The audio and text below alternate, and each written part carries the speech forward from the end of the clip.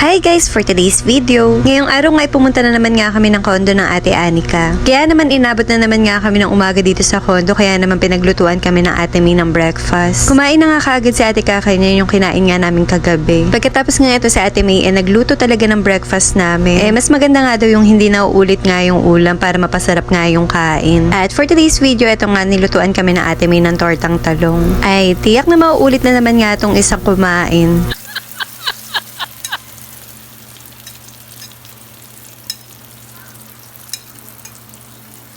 Ngayon ko nga lang napagtanto masarap talaga ang tortang talong kapag iniihaw. Kaysa nga sa nilalagay yung talong, mas masarap talaga kapag iniihaw. Ay mas malasa nga talaga. At eto nga natapos na nga prituhin yung first batch, kaya naman nagsalang na ang ate May ng second batch. Tignan nyo naman nagdagdag pa nga ang ate May ng tosino. Habang nga nagluluto ang ate May ng breakfast hinanda ko naman itong lulutuin ko. Ang sabi nga ng ate May magluto na nga rin ako ng pang lunch namin. Nag-prepare na nga ako ng mga kakailanganin ko para sa lulutuin ko. Alam nyo ba nakakatuwa dito sa condo, lagi na lang puno yung rep ng ate May at Kuya Vani. Tiyak talaga na hindi ka magugutom kapag nandito ka. Kumpleto nga si ate May dito ng mga sangkap kapag magluluto ka. At eto nga after nga na ate May magluto umpisahan ko na nga itong lulutuin ko. Nagpainit na nga ako kaagad ng mantika niya para nga malagay ko na yung bawang, sibuyas at luya. At eto na nga kita nyo naman sa video naglagay na nga ako ng bawang, sibuyas at luya. Nasa sa inyo nga kung ano yung uunahin nyo sa tatlo, pero eto na nga na-videoan ko na magkakasama nga. Alam nyo naman kapag nagba-vlog nga ako minsan ako lang talaga yung kumukuha sa bina-vlog ko. Multitasking ba ganun?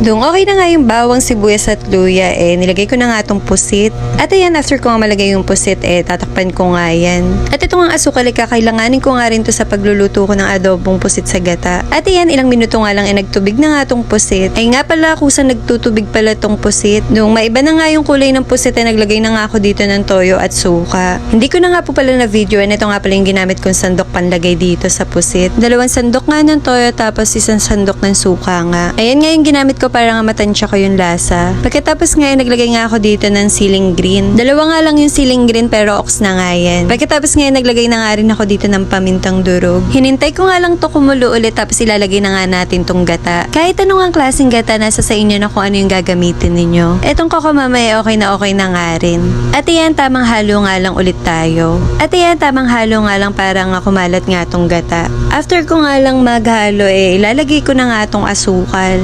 Para nga mabalance nga yung lasa na itong niluluto ko. At ayan, after nga malagay itong asukal maghihintay ka nga lang ng ilang minuto. Pagkatapos niyan okay na nga itong adobong pusit sa gata natin. O diba napakadali nga lang lutuin at napakasarap pa nga nito. Tiyak na mapapadami talaga yung kain ninyo nito. Bago nga po pala ang lahat, kung di ka pa nga nakafollow sa aming page, please follow and share naman ang aming mga videos. Thank you! At finally, we're done. Tapos na nga ating adobong pusit sa gata. So, eto lang muna for today's video. Ayun lang, see you on my next mini vlog. Thank you for watching!